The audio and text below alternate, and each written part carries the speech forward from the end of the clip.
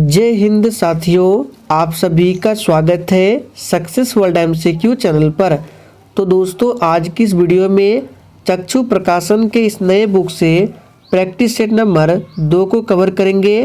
तो आप में से जो भी स्टूडेंट चैनल पर पहली बार आए हैं, आप लोग चैनल को सब्सक्राइब करके और साथ में बेल आइकन को ज़रूर प्रेस कर लें ताकि आप लोगों से एक भी इम्पोर्टेंट सेशन मिस ना हो। तो जल्दी से आप सभी लाइव में जुड़ जाइए। सभी को गुड इवनिंग। तो दोस्तों, सेशन का पहला प्रश्न है, जैव मंडल में रासायनिक पोषकों का चक्रण होता है जल द्वारा, वायु द्वारा, भूमि द्वारा या फिर डी इन सभी के द्वारा। चलिए आप सभी फटाफट से लाइव चैट में आंसर करते जाएंगे। जैव मंडल में रासायनिक पोषकों का चक्रण होता है, तो याद रखिएगा इन सभी के द्वारा होता है। जल द्वारा भी होता है, वायु द्वारा भी और भूमि द्वारा। दूसरा प्रश्न है, प्रोटीन संश्लेषण होता है। बिल्कुल एग्जाम में पूछा जाने वाला प्रश्न है। चलिए आप सभी फटाफट से आंसर बताएंगे। प्रोटीन संश्लेषण होता है, तो बिल्कुल सही आंसर दिए हैं। दूसरे प्रश्न का आंसर जो ये बच्चे राइबोसोम को दिए हैं, आपका बिल्कुल सही जवाब है।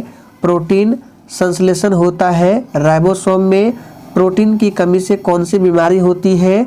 तो क्वाशियोरकर बीमारी होती है। और प्रोटीन सबसे अधिक किसमें मिलता है? तो सोयाबीन में मिलता है। माइटोकॉन्ड्रिया को कोशिका का पावर हाउस कहा जाता है। तीसरा प्रश्न है, खाद्य श्रृंखला में उत्पादक प्रकाश सौर ऊर्जा को किसमें बदलते हैं? सोच समझकर आंसर करना है। और देखिए, प्रत्येक स्टूडेंट को लाइव चैट में आंसर करना है ताकि आप सभी का प्रॉपर तरीके से रिवीजन हो सके। और क्लास का टाइमिंग ध्यान रखना है, डेली रात 8 बजे आपको लाइव चैट के साथ जुड़ना है। तो देखिए दोस्तों, खाद्य श्रृंखला में उत्पादक जो है प्रकाश सौर ऊर्जा को रासायनिक ऊर्जा में बदल देते हैं। तो डी ऑप्शन जो ही बच्चे दिए हैं, आपका बिल्कुल सही जवाब है। और देखिए दोस्तों, सभी प्रकाश संश्लेषण करने वाले पौधे जो है उत्पादक श्रेणी के अंतर्गत आते हैं। तो इस बात को भी आपको जरूर ध्यान रखना है। चौथा प्रश्न है, 2,4-D क्या है? ये प्रश्न बिहार पुलिस के एग्जाम में पूछा हुआ प्रश्न है। चलिए आंसर बताएंगे, 2,4-D क्या है? तो देखिए, 2,4-D जो है यह एक प्रकार का खरपतवार नाशक है। तो चौथे प्रश्न का आंसर जो ये बच्चे ए ऑप्शन को दिए हैं, आपका बिल्कुल सही जवाब है। 2,4-D क्या है? तो एक खरपतवार नाशक है। पांचवा प्रश्न है, पुनरुद्भवन की विशेष क्षमता पाई जाती है। बिल्कुल टॉप लेवल का प्रश्न है, फटाफट से आंसर बताएंगे। पुनरुद्भवन की विशेष क्षमता पाई जाती है, तो याद रखना है पॉरीफेरा में पाई जाती है। बी ऑप्शन आपका बिल्कुल सही जवाब है। दिसंबर 1984 में घटी भोपाल गैस दुर्घटना में किस जहरीली गैस का रिसाव हुआ था? वेरी इंपॉर्टेंट प्रश्न है। ये प्रश्न अभी तक आपके एग्जाम में 2 से 3 बार पूछा जा चुका है। और आपको डेट जरूर याद रखना है, भोपाल गैस दुर्घटना कब घटी थी? तो पूरा डेट है 3 दिसंबर 1984 को। और इसमें किस गैस का रिसाव हुआ था? तो मिथाइल आइसोसाइनेट का रिसाव हुआ था। तो बी ऑप्शन आपका बिल्कुल सही जवाब है। एक खाद्य श्रृंखला के कुछ ही चरण होते हैं, क्योंकि हर चरण पर ऊर्जा क्या होती है? काफ़ी ज़्यादा महत्वपूर्ण प्रश्न है आपके एग्जाम के लिए। एक खाद्य श्रृंखला के कुछ ही चरण होते हैं, क्योंकि हर चरण पर ऊर्जा जो है ये क्या होती है? तो घटती है। ए ऑप्शन जो ही बच्चे दिए हैं, आपका बिल्कुल सही जवाब है। आपतन का कौन इनके बीच का कौन है? बिल्कुल बेसिक लेवल का प्रश्न है, किसी का भी आंसर गलत नहीं होना चाहिए। आपतन का कौन इनके बीच का कौन है? तो देखिए, मान लीजिए ये है आपका परावर्तक सतह, यहाँ से आपका आपतित किरण आया, वापस लौटा, परावर्तित किरण है, बीच में डालते हैं एन, इसको बोलते हैं अभिलंब। तो देखिए आपतित किरण और अभिलंब के बीच जो कोण बनता है उसको बोलते हैं आपतन कोण, और इसको आई से डिनोट करते हैं। और अभिलंब और परावर्तित किरण के बीच जो कोण बनता है उसको बोलते हैं परावर्तन का कोण। तो यहाँ पे आपतन का कोण पूछ रहा है, तो इसका सही जवाब है सतह पर अभिलंब तथा आपतित किरण। ये सतह पर अभिलंब है, ये आपका सतह पर अभिलंब है और ये है आपतित किरण। तो इसके जो बीच का कोण है ये कौन सा है, तो आपतन का कोण है। तो सी ऑप्शन आपका बिल्कुल सही जवाब है। प्रत्यावर्ती धारा में क्या होता है, सोच समझकर आंसर करना है। प्रत्यावर्ती धारा में क्या होता है, तो देखिए इसमें धारा की दिशा और धारा का मान दोनों बदलता है। तो याद रखिएगा सी ऑप्शन आपका बिल्कुल सही जवाब है। विभिन्न रंगों के समूह को क्या कहते हैं, चलिए 10 के लिए आंसर बताएंगे। विभिन्न रंगों के समूह को क्या कहते हैं, तो बहुत इजी प्रश्न है, वर्णपट्टी कहा जाता है। आगे देखिए, किसी प्रतिरोध से प्रवाहित होने वाले विद्युत धारा के कारण उत्पन्न ऊष्मा क्या होती है। और दोस्तों इसका पीडीएफ आपको टेलीग्राम पर मिल जाएगा। टेलीग्राम का लिंक इसी वीडियो के नीचे डिस्क्रिप्शन बॉक्स में है। तो याद कर लीजिए, एग्जाम के लिए इम्पोर्टेंट प्रश्न रहेगा, किसी प्रतिरोध में प्रवाहित होने वाले विद्युत धारा के कारण जो उत्पन्न ऊष्मा है ये क्या होता है, तो विद्युत धारा के वर्ग के समानुपाती होती है। आगे देखिए, ग्रेफाइट को पेंसिल में प्रयोग किया जाता है क्योंकि, चलिए 12 के लिए आंसर बताएंगे। तो देखिए दोस्तों, ग्रेफाइट को पेंसिल में प्रयोग किया जाता है क्योंकि यह कार्बन का अपर रूप है और यह कागज पर चिन्ह अंकित कर सकता है। तो यहाँ पे इसका आंसर होना चाहिए, यह कागज पर चिन्ह अंकित कर सकता है और यह कार्बन का अपर रूप है। तो दोनों ही आंसर सही हो जाएगा, ध्यान रखना है। आगे देखिए, नाइट्रोजन गैस के अणु में निम्न आबंध है। यहाँ पे आबंध होगा, यहाँ पे इस तरह से आबंध। तो आपको बताना है नाइट्रोजन गैस के अणु में कितने आबंध होते हैं। तो बिल्कुल सही आंसर दिए हैं, त्रिसहसंयोगी होते हैं, यानी कि N और N, ये नाइट्रोजन है, इसके बीच ट्रिपल बॉन्ड होता है। तो सही जवाब है त्रिसहसंयोजी। न्यूक्लियॉन का मान होता है।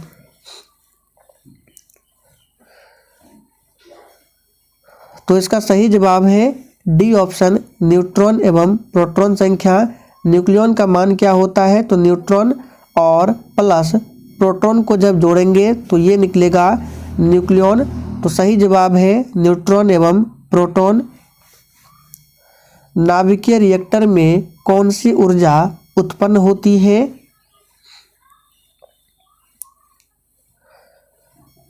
तो याद रखिएगा, नाभिकीय रिएक्टर में कौन सी ऊर्जा उत्पन्न होती है, तो नाभिकीय ऊर्जा उत्पन्न होती है।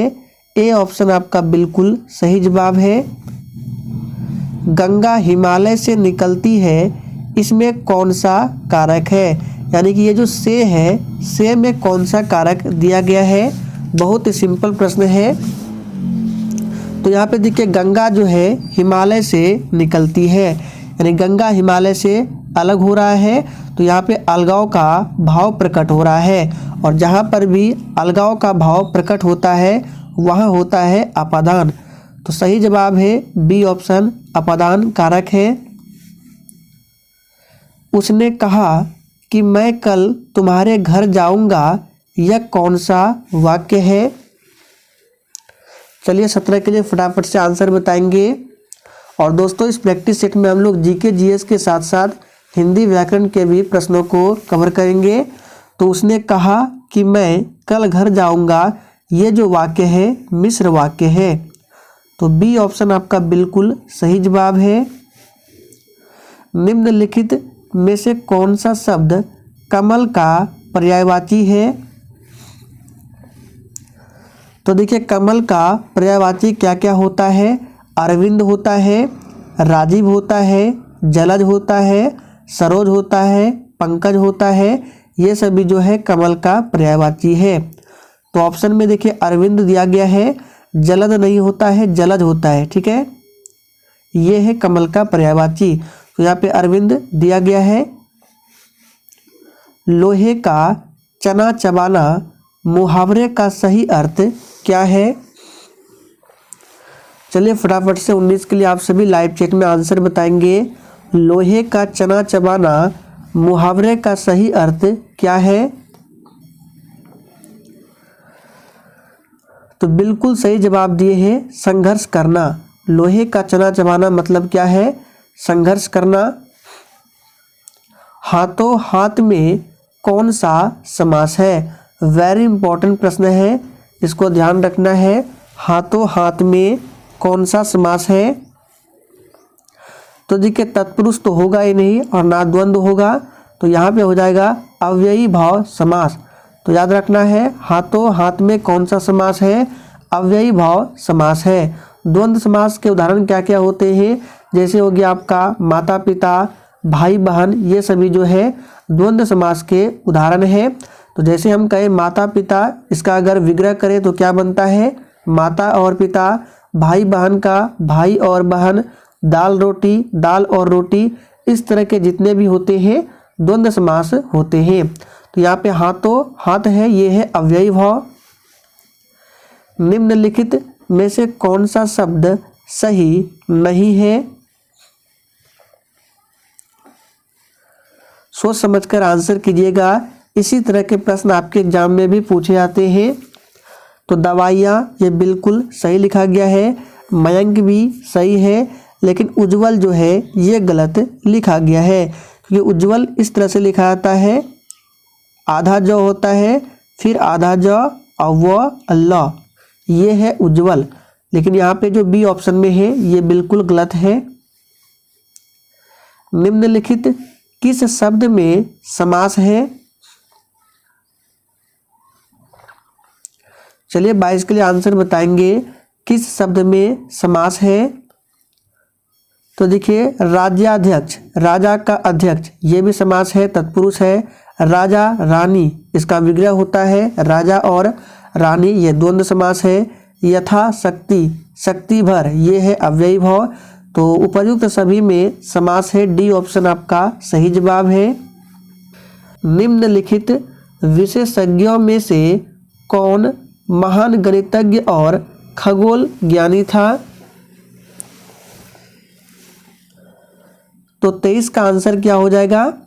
तो बिल्कुल सही जवाब दिए हैं। इसका सही जवाब है आर्यभट्ट। और आर्यभट्ट किसके दरबार में रहते थे? तो चंद्रगुप्त द्वितीय के दरबार में रहते थे। वानभट्ट जो है हर्षवर्धन के दरबारी कवि थे। सिकंदर महान ने किस वर्ष भारत पर आक्रमण किया था? और दोस्तों अगर आपको किसी भी प्रश्न में किसी भी प्रकार का थोड़ा भी डाउट होता है तो आप लोग तुरंत कमेंट करके पूछें, आपके कमेंट का रिप्लाई 100% दिया जाएगा। तो बिल्कुल सही जवाब दिए हैं 326 ईसा पूर्व में। दिल्ली सल्तनत की सर्वप्रथम महिला राज्यकर्ता कौन थी? बहुत इजी प्रश्न है। दिल्ली सल्तनत की प्रथम महिला राज्यकर्ता कौन थी? तो रजिया सुल्तान। गयासुद्दीन तुगलक ने किस वर्ष तुगलक वंश के साम्राज्य की स्थापना की थी? चलिए 26 के लिए फटाफट से आंसर बताएंगे। तो देखिए दोस्तों, तुगलक वंश की स्थापना जो है गयासुद्दीन तुगलक के द्वारा किया जाता है। तारीख है 8 सितंबर 1320 को। तो सी ऑप्शन में दिया गया है 1320। और गयासुद्दीन तुगलक का वास्तविक नाम भी पूछा जाता है, तो गाजी मलिक, याद रखिएगा गाजी मलिक, ये गयासुद्दीन तुगलक का वास्तविक नाम था। मंगोलों के वंशज मुगल कहाँ के मूल निवासी थे? चलिए फटाफट से आंसर बताएंगे। मंगोलों के वंशज है मुगल और ये कहाँ के मूल निवासी थे? तो इसका सही जवाब क्या होगा? तो याद रखिएगा ये पश्चिमी एशिया यानी कि मध्य एशिया। तो सी ऑप्शन आपका बिल्कुल सही जवाब है। मध्य एशिया के मूल निवासी थे। मुगल वंश की बात करें तो मुगल वंश की स्थापना बाबर के द्वारा की जाती है 1526 में, ध्यान रखना है। किस कला को कैलोग्राफी कहते हैं? काफ़ी ज़्यादा इम्पोर्टेंट प्रश्न है, मार्क करके रखना। किस कला को कैलोग्राफी कहते हैं? तो हमने आपको पहले भी बताया था, सुंदर लेखन की कला को कैलोग्राफी कहा जाता है। राजराजेश्वर मंदिर कहाँ स्थित है? चलिए 30 के लिए फटाफट से आंसर बताएंगे। और दोस्तों अगर आपको मेरा कंटेंट पसंद आता है, पढ़ाने का तरीका पसंद आता है, तो आप सभी सेशन को दिल से ज़रूर लाइक करें। तो राजराजेश्वर मंदिर कहाँ स्थित है? सही जवाब है सी ऑप्शन, तंजावुर में स्थित है। और इस मंदिर का निर्माण किसने किया था? तो राजराज प्रथम ने किया था। पंडित जवाहरलाल नेहरू का जन्म किस वर्ष हुआ था? काफ़ी ज़्यादा इम्पोर्टेंट प्रश्न है। पंडित जवाहरलाल नेहरू हो गया, भीमराव अंबेडकर पूछा जाता है। तो पंडित जवाहरलाल नेहरू का जन्म किस वर्ष हुआ था? तो 14 नवंबर 1889 को। सही जवाब है सी ऑप्शन, याद रखिएगा पूरा डेट है 14 नवंबर 1889 को। और 14 नवंबर को बाल दिवस मनाया जाता है और विश्व मधुमेह दिवस भी 14 नवंबर को ही मनाया जाता है। आप लोग कमेंट करके बताएंगे डॉक्टर भीमराव अंबेडकर का जन्म किस वर्ष हुआ था? एग्जाम में पूछा हुआ प्रश्न है। खालिस्तान में महात्मा गांधी द्वारा दांडी मार्च अभियान छेड़ा गया था। तो इस प्रश्न का आंसर सभी को पता है, 12 मार्च 1930 डेट है। तो 12 मार्च 1930 में महात्मा गांधी द्वारा दांडी मार्च अभियान छेड़ा गया था। स्वराज मेरा जन्मसिद्ध अधिकार है और मैं इसे लेकर रहूँगा, यह कथन किसका है? चलिए फटाफट से 33 के लिए आंसर बताएंगे।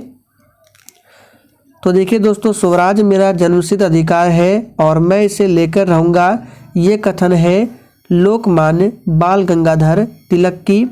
और देखिए बाल गंगाधर तिलक ने केसरी मराठा दैनिक पत्र को निकाला था। तो एग्जाम में पूछा जाता है केसरी किसका पत्र था? तो बाल गंगाधर तिलक का। मराठा पूछा जाता है जो कि अंग्रेजी में था, ये भी बाल गंगाधर तिलक। और केसरी पत्रिका जो है ये मराठी भाषा में और मराठा जो है अंग्रेजी भाषा में। ये दैनिक पत्र था लोकमान्य बाल गंगाधर तिलक का।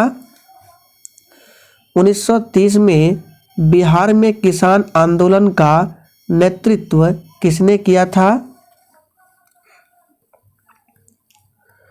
तो बिहार में किसान आंदोलन का नेतृत्व किसने किया था?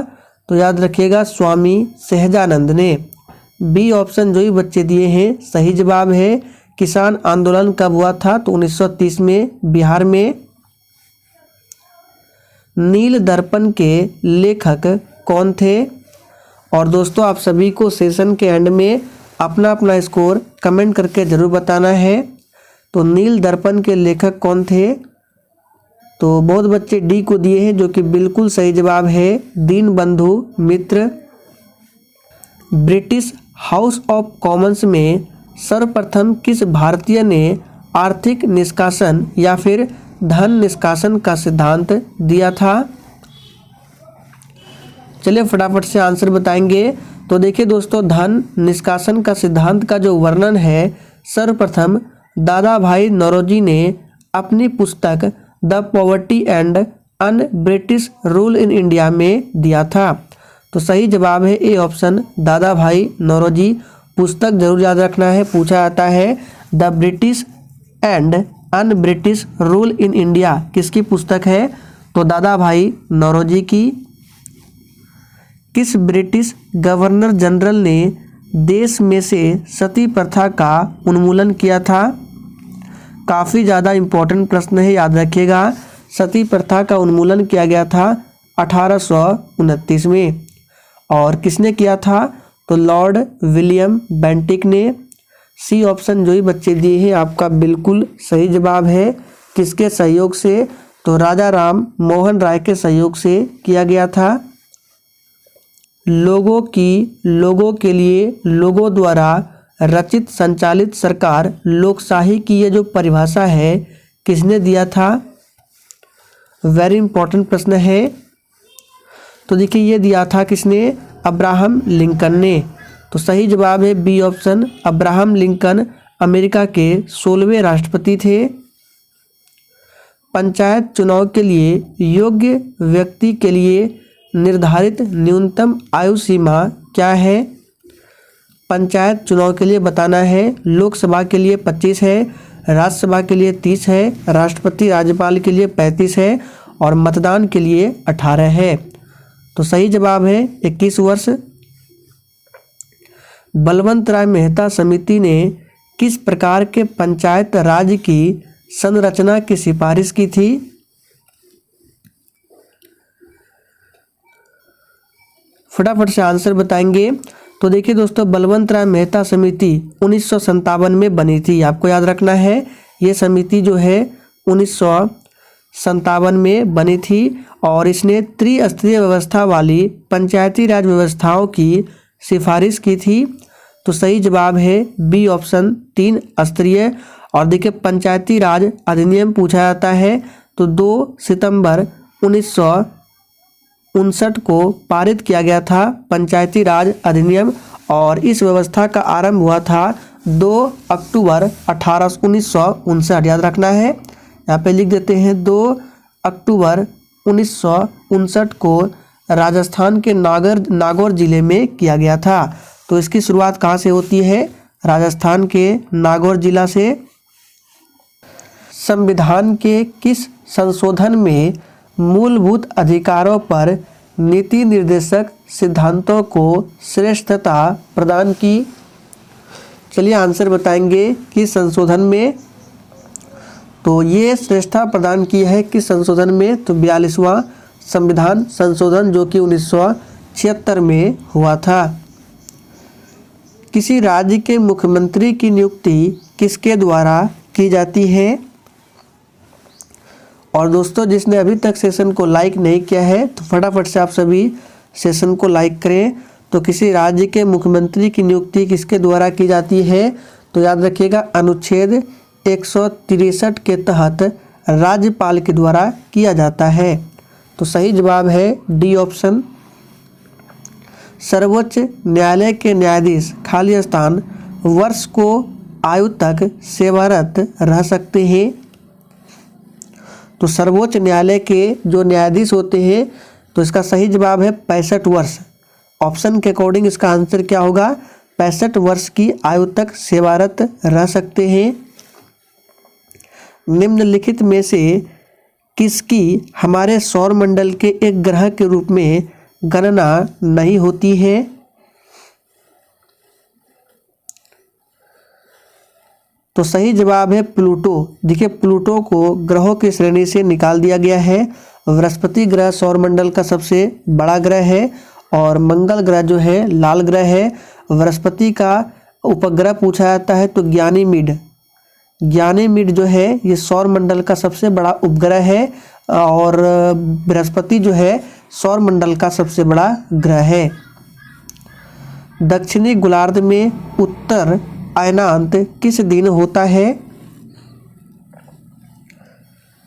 तो काफ़ी सिंपल प्रश्न है। दक्षिणी गोलार्ध में पूछ रहा है उत्तर अयनांत किस दिन होता है? तो ये 22 दिसंबर को होता है। ए ऑप्शन आपका बिल्कुल सही जवाब है। 21 जून आपको याद होगा विश्व योग दिवस इसी दिन मनाया जाता है 21 जून को। तो दोस्तों आज के लिए इतना ही। सेशन पसंद आया हो तो सभी लोग सेशन को अधिक से अधिक ज़रूर शेयर करें।